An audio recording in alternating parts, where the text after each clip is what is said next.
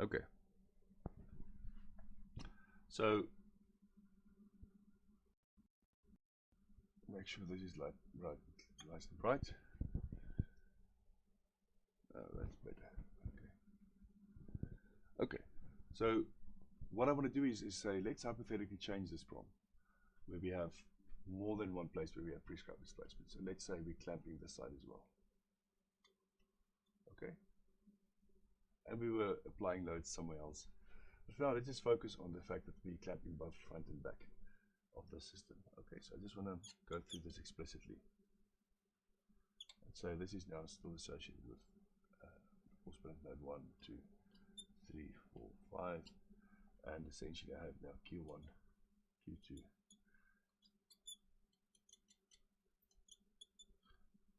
Q5. Let me do it like this. Okay, so that's what we have there, and we could have now our values in here. What was it? Can I see what the values were before? Just quickly check. So what did we have there? So I'm going to keep it the same so that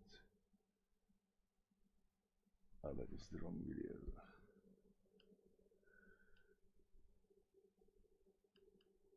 That's fine, it was right here, it's just the wrong place.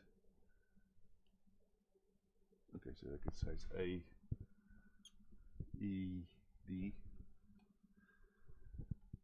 ECF, DF,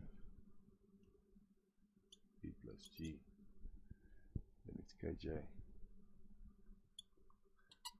J, okay, not J there, J is here, K, Q, and then JLH. Okay, cool. Okay, JLH, and then 0 is here. Okay, but what we have now is the following.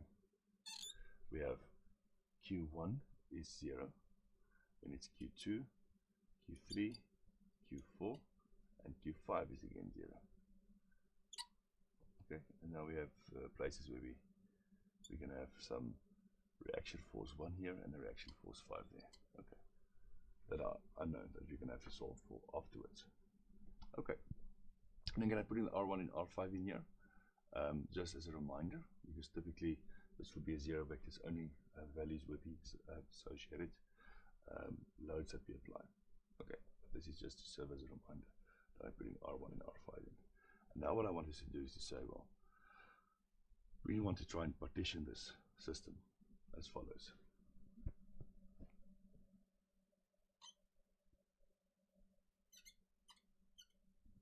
So this K system here, I want to try and say, instead of just having it in general, I want to have it as a partition as follows.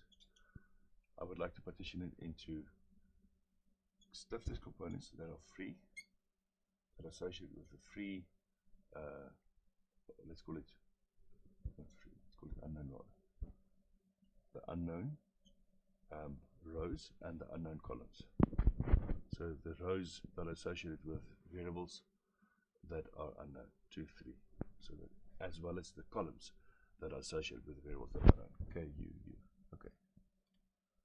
So that's the first thing that we want to do. Make sure everything is hunky-dory here. Okay. The second thing what we want to try and do is try and get this to work, is essentially to say there's going to be some rows that are going to be associated with prescribed stuff. So it's going to be the prescribed variables, but the columns are going to be associated with the unknowns that are not known, that we still have to solve for the Q2, Q3, 4. So essentially these rows are associated with what's called the nodal force balance at prescribed nodes, where the displacements are known, but the columns are associated with the unknowns. Okay, the ones that we still have to solve for the Q2, 3, and 4. So that is what this KPU is standing for. Okay, so this is then, so always the first index is the place where we have the force balance, and this U will refer to now all the unknowns, all the nodal positions where we essentially have to still solve for the displacement. So this is a force balance here, force balance here, and force balance here, because these variables are not known. Only these two are known. Okay. And then the second column is just associated with the variables themselves. And so there will be this part here, which will be associated with the unknown force balances, the 2, 3, and 4, but associated with the known variables, the columns of the known variables. That will be what this KUP stands for. Okay, and then make sure everything's in there. And then lastly, what we have is essentially the nodes where we have force balances and the columns of the nodes that are all known. So this will be 1 and 5 and 1 and 5 there. So that is what this KPP stands for. So prescribed. So prescribed nodal force balance and prescribed nodes associated. That's essentially what that is. So how can we go about partitioning this matrix into this way? So let's look. I'm going to focus on K only now and say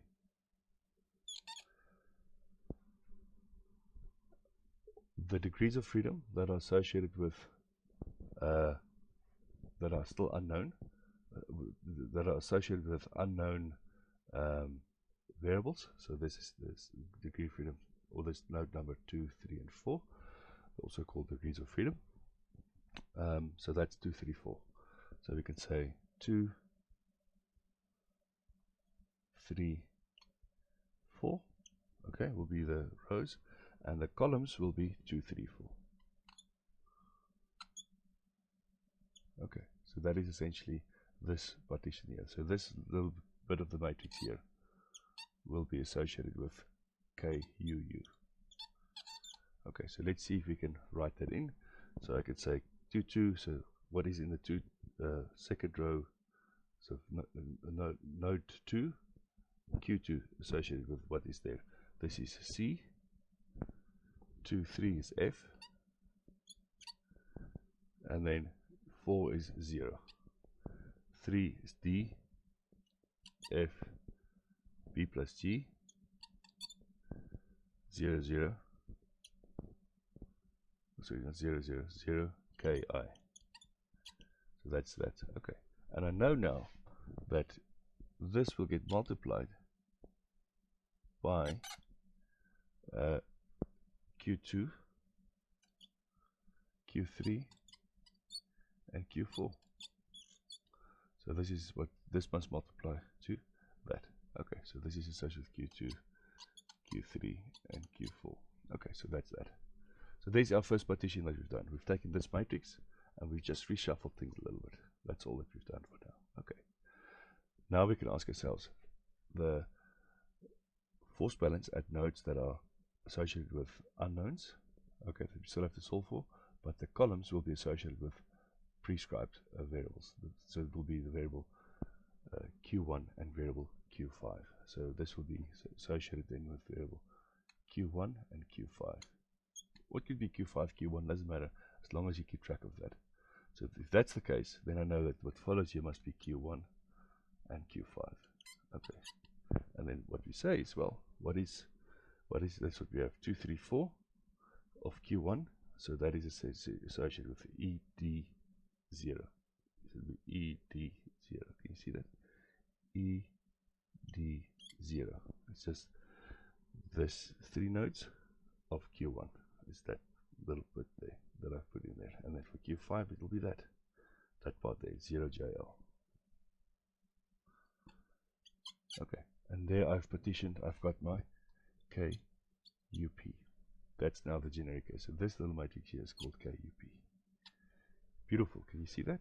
Okay, and now what we have is to say, well, now we're looking at the nodes with associated the force balances at nodes associated with the known variables. So that will be 1 and 5, because these are associated with variables that are known. That's what the P stands for. So that's 1 and 5. Okay, and if that's the case, I say for 1 and 5, but associated with nodes Q2, Q3, Q4, then I say, well, what is that? It's ED0. ED0. And for 5, it's 0JL. And this matrix here is this one here. You see that? And you can see nicely that this one, they are each other's transpose. Okay, so that's the beauty of it because of the symmetry. And then lastly, we have essentially 1, 5 being the prescribed nodes with the force balance, and the second B is the nodes associated, or the variables associated with the known variables that are known. So Q1 and Q5 are known, they are both 0, so this is essentially what you get is what is Q1 force balance 1, Q1 is an A. 1, 5 is a 0. Okay, 5 Q1, so 5th Q1 is a 0, and 5 Q5 is an H. And this is this last partitioning that I've done. Okay, and what we've done is also we've partitioned this way. Okay, and I just want to shift things back a little bit because I am running slightly out. Let me just wipe this off and just move this back so that we can just write here properly. So K, just writing everything back is what we had. K U U, K P U, K U P, K P P. And what we've done is we've partitioned our Q's into hell. Ready for this. Okay, so we've into the Q's that are unknown and the Q's that are prescribed. And so what we know is that this Q here we'll call Q unknown, and these Q's here we call Q's prescribed. Okay, that's beautiful. And the same way with we shuffled stuff in the forces on this right hand side, we just keep track because remember each thing is just a row. So when we did stuff on the matrices side, shuffling the order of these things, we just need to make sure we do the same for the forces. So this will be then the forces of the unknown and forces of the prescribed nodes or degrees of freedom. Okay, and so if I were to write this on this side, make sure I'm still on the board. It's going to be tight. Ooh, just.